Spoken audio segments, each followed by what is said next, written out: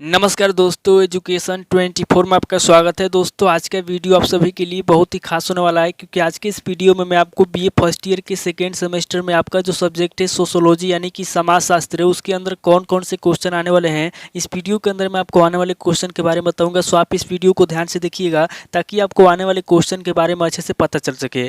और जितने भी स्टूडेंट बीए फर्स्ट ईयर के अंदर है, जिनका सेकेंड सेमेस्टर का एग्जाम होने वाला है, वो लोग कमेंट करके जरूर बताएं कि नेक्स्ट क्वेश्चन पेपर उनको किस टॉपिक के ऊपर चाहिए, यानी कि किस सब्जेक्ट के ऊपर चाहिए। और जितने भी स्टूडेंट बीए फर्स्ट ईयर के अंदर है, जिनका एग्जाम चल रहा है, वो लोग कमेंट करके ये भी बताएं कि उनके पेपर में ये क्वेश्चन आया है कि नहीं आया है। तो दोस्तों, आइए देर न करते हुए वीडियो को शुरू करते हैं और सबसे पहले अति लघु उत्तरीय प्रश्नों के बारे में जानते हैं। दोस्तों, मैं बता दूं कि इस वीडियो के अंदर मैं आपको अति लघु उत्तरीय प्रश्न, लघु उत्तरीय प्रश्न और दीर्घ उत्तरीय प्रश्न, तीनों तरह के प्रश्नों के बारे में बताऊंगा जो कि आपके एग्जाम में आता है। तो यहाँ पे दोस्तों सबसे पहले हम लोग अति लघु उत्तरीय प्रश्न के बारे में जानेंगे। तो यहाँ पे अति लघु उत्तरीय प्रश्न में पहले प्रश्न की बात की जाए तो यहाँ पे आपका पहला प्रश्न दिया हुआ है, नगर अथवा नागरिक समुदाय क्या है। पहला क्वेश्चन कह रहा है कि नगर अथवा नागरिक समुदाय क्या है। यहाँ पे आपको नगर अथवा नागरिक समुदाय के बारे में बताना है। अब अगले क्वेश्चन की बात की जाए तो यहाँ पे आपका दूसरा क्वेश्चन दिया हुआ है, प्रजाति की विशेषताएं बतलाइए। दूसरा क्वेश्चन कह रहा है जो प्रजाति है, यहाँ पे आपको प्रजाति की विशेषता बताना है कि प्रजाति की कौन कौन सी विशेषता होती है। अब अगले क्वेश्चन की बात की जाए तो यहाँ पे आपका तीसरा क्वेश्चन दिया हुआ है, जनजाति क्या है। तीसरा क्वेश्चन कह रहा है कि जनजाति क्या है, यहाँ पे आपको जनजाति के बारे में बताना है। अब अगले क्वेश्चन की बात की जाए तो यहाँ पे आपका चौथा क्वेश्चन दिया हुआ है, संस्कार का क्या अभिप्राय है। चौथा क्वेश्चन कह रहा है कि जो संस्कार होता है, यहाँ पे आपको संस्कार का अभिप्राय बताना है कि संस्कार का क्या अभिप्राय होता है। अब अगले क्वेश्चन की बात की जाए तो यहाँ पे आपका पांचवा क्वेश्चन दिया हुआ है, निर्बल वर्ग से कौन संबंधित है। पांचवा क्वेश्चन कह रहा है जो निर्बल वर्ग होता है, यहाँ पे आपको निर्बल वर्ग के बारे में बताना है कि निर्बल वर्ग से कौन संबंधित होता है। अब अगले क्वेश्चन की बात की जाए तो यहाँ पे आपका छठा क्वेश्चन दिया हुआ है, दलित या अनुसूचित जाति का क्या अर्थ है। छठा क्वेश्चन कह रहा है कि जो दलित या अनुसूचित जाति होता है उसका क्या अर्थ होता है। यहाँ पे आपको दलित या अनुसूचित जाति का अर्थ बताना है। अब अगले क्वेश्चन की बात की जाए तो यहाँ पे आपका सातवां क्वेश्चन दिया हुआ है, भारतीय समाज में स्त्रियों की स्थिति की विवेचना कीजिए। सातवां क्वेश्चन कह रहा है जो भारतीय समाज है, यहाँ पे आपको भारतीय समाज में स्त्रियों की स्थिति की विवेचना करना है। अब अगले क्वेश्चन की बात की जाए तो यहाँ पे आपका आठवां क्वेश्चन दिया हुआ है, रूपांतरण से आप क्या समझते हैं। आठवां क्वेश्चन कह रहा है कि रूपांतरण से आप क्या समझते हैं, यहाँ पे आपको रूपांतरण के बारे में बताना है। अब अगले क्वेश्चन की बात की जाए तो यहाँ पे आपका नवा क्वेश्चन दिया हुआ है, हिंदू विवाह को परिभाषित कीजिए। नवा क्वेश्चन कह रहा है जो हिंदू विवाह होता है, यहाँ पे आपको हिंदू विवाह को परिभाषित करना है, यानी कि हिंदू विवाह की परिभाषा लिखना है। अब अगले क्वेश्चन की बात की जाए तो यहाँ पे आपका 10वां क्वेश्चन दिया हुआ है, जाति प्रथा की विशेषताएं बतलाइए। 10वां क्वेश्चन कह रहा है जो जाति प्रथा होती है, यहाँ पे आपको जाति प्रथा की विशेषता बताना है कि जाति प्रथा की कौन कौन सी विशेषता होती है। अब अगले क्वेश्चन की बात की जाए तो यहाँ पे आपका 11वां क्वेश्चन दिया हुआ है, सामाजिक वर्ग की अवधारणा स्पष्ट कीजिए। 11वां क्वेश्चन कह रहा है जो सामाजिक वर्ग होता है, यहाँ पे आपको सामाजिक वर्ग की अवधारणा स्पष्ट करना है। अब अगले क्वेश्चन की बात की जाए तो यहाँ पे आपका 12वां क्वेश्चन दिया हुआ है, भारत को भौगोलिक दृष्टि से विभाजित कीजिए। 12वां क्वेश्चन कह रहा है जो भारत है, यहाँ पे आपको भारत को भौगोलिक दृष्टि से विभाजित करना है, यानी कि भारत को भौगोलिक दृष्टि से अलग अलग भागों में बांटना है। तो दोस्तों, ये टोटल आपके 12 क्वेश्चन हो गए जो आपसे अति लघु उत्तरीय प्रश्न में पूछ रहेंगे। अब आगे हम लोग लघु उत्तरीय प्रश्नों के बारे में जानेंगे। तो यहाँ पे लघु उत्तरीय प्रश्नों में पहले प्रश्न की बात की जाए तो यहाँ पे आपका पहला प्रश्न दिया हुआ है, कस्बा से आप क्या समझते हैं।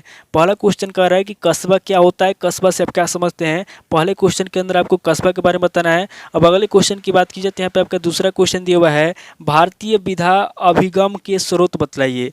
दूसरा क्वेश्चन कह रहा है जो भारतीय विधा अभिगम है, यहाँ पे आपको भारतीय विधा अभिगम के स्रोत बताना है। अब अगले क्वेश्चन की बात की जाए तो यहाँ पे आपका तीसरा क्वेश्चन दिया हुआ है, संजातीय समूह किसे कहते हैं। तीसरा क्वेश्चन कह रहा है जो संजातीय समूह होता है, संजातीय समूह किसे कहते हैं, यहाँ पे आपको संजातीय समूह के बारे में बताना है। अब अगले क्वेश्चन की बात की जाए तो यहाँ पे आपका चौथा क्वेश्चन दिया हुआ है, प्रतिलोम विवाह क्या है। चौथा क्वेश्चन कह रहा है कि प्रतिलोम विवाह क्या है, यहाँ पे आपको प्रतिलोम विवाह के बारे में बताना है। अब अगले क्वेश्चन की बात की जाए तो यहाँ पे आपका पांचवा क्वेश्चन दिया हुआ है, अनुलोम या कुलीन विवाह का अर्थ बतलाइए। पांचवा क्वेश्चन कह रहा है कि जो अनुलोम या कुलीन विवाह होता है उसका क्या अर्थ होता है, यहाँ पे आपको अनुलोम या कुलीन विवाह का अर्थ बताना है। अब अगले क्वेश्चन की बात की जाए तो यहाँ पे आपका छठा क्वेश्चन दिया हुआ है, सामान्य और विशिष्ट धर्म के अंतर स्पष्ट कीजिए। छठा क्वेश्चन कह रहा है कि जो सामान्य और विशिष्ट धर्म होता है उन दोनों में क्या अंतर होता है, यहाँ पे आपको सामान्य और विशिष्ट धर्म में अंतर बताना है। अब अगले क्वेश्चन की बात की जाए तो यहाँ पे आपका सातवां क्वेश्चन दिया हुआ है, संयुक्त परिवार के प्रकारों की संक्षिप्त विवेचना कीजिए। सातवां क्वेश्चन कह रहा है जो संयुक्त परिवार होता है, संयुक्त परिवार कितने प्रकार का होता है, यहाँ पे आपको संयुक्त परिवार के प्रकारों की संक्षिप्त विवेचना करना है। अब अगले क्वेश्चन की बात की जाए तो यहाँ पे आपका 8वां क्वेश्चन दिया हुआ है, अन्य पिछड़ा वर्ग से आप क्या समझते हैं। 8वां क्वेश्चन कह रहा है जो अन्य पिछड़ा वर्ग होता है उससे आप क्या समझते हैं। यहाँ पे आपको अन्य पिछड़ा वर्ग के बारे में बताना है। अब अगले क्वेश्चन की बात की जाए तो यहाँ पे आपका 9वां क्वेश्चन दिया हुआ है, जनांकिकी की परिभाषा दीजिए एवं इसके महत्व पर प्रकाश डालिए। 9वां क्वेश्चन कह रहा है कि जो जनांकिकी होता है, यहाँ पे आपको सबसे पहले जनांकिकी की परिभाषा देना है और इसके महत्व पर प्रकाश डालना है। अब अगले क्वेश्चन की बात की जाए तो यहाँ पे आपका 10वां क्वेश्चन दिया हुआ है, भारत में जनसंख्या विस्फोट पर टिप्पणी लिखिए।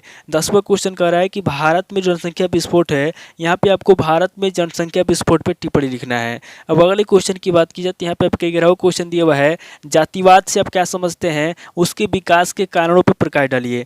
11वां क्वेश्चन कह रहा है जो जातिवाद होता है, जातिवाद से आप क्या समझते हैं। यहाँ पे आपको सबसे पहले जातिवाद के बारे में बताना है, उसके बाद आगे आपको जातिवाद के विकास के कारणों पर प्रकाश डालना है।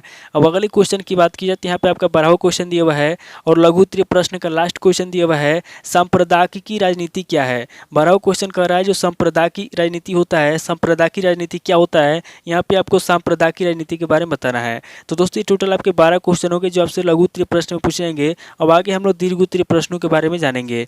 यहाँ पे दीर्घ उत्तरीय प्रश्नों में पहले प्रश्न की बात की जाए तो यहाँ पे आपका पहला प्रश्न दिया हुआ है, भारत में निर्जातीय विविधता का वर्गीकरण कीजिए। पहला क्वेश्चन कह रहा है जो भारत में निर्जातीय विविधता है, यहाँ पे आपको भारत में निर्जातीय विविधता का वर्गीकरण करना है। अब अगले क्वेश्चन की बात की जाए तो यहाँ पे आपका दूसरा क्वेश्चन दिया हुआ है, भारत में धार्मिक विश्वासों, संस्कारों एवं व्यवहार में विविधता की विवेचना कीजिए। दूसरा क्वेश्चन कह रहा है कि भारत में जो धार्मिक विश्वास है, संस्कार एवं व्यवहार है, यहाँ पे आपको धार्मिक विश्वास, संस्कार एवं व्यवहार में विविधता की विवेचना करना है।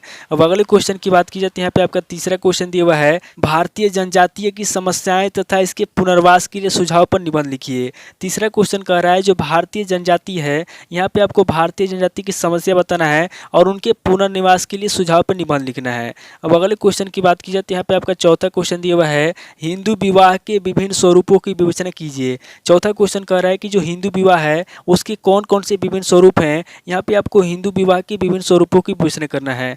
अब अगले क्वेश्चन की बात की जाए तो यहाँ पे आपका 5वां क्वेश्चन दिया हुआ है, संयुक्त परिवारों को प्रभावित कर रही समकालीन शक्तियों की विवेचना कीजिए। 5वां क्वेश्चन कह रहा है जो संयुक्त परिवार है, संयुक्त परिवारों को प्रभावित कर रही जो समकालीन शक्ति है, यहाँ पे आपको समकालीन शक्तियों की विवेचना करना है।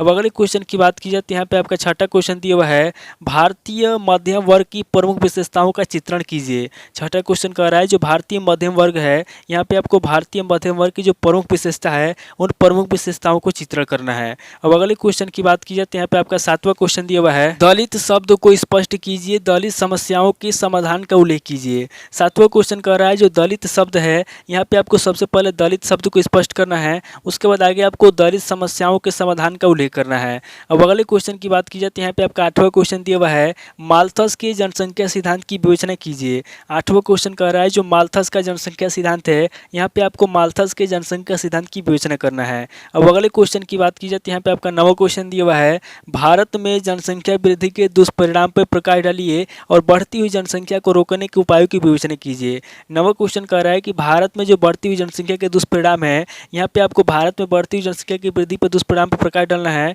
और बढ़ती हुई जनसंख्या को रोकने के उपायों की विवेचना करना है।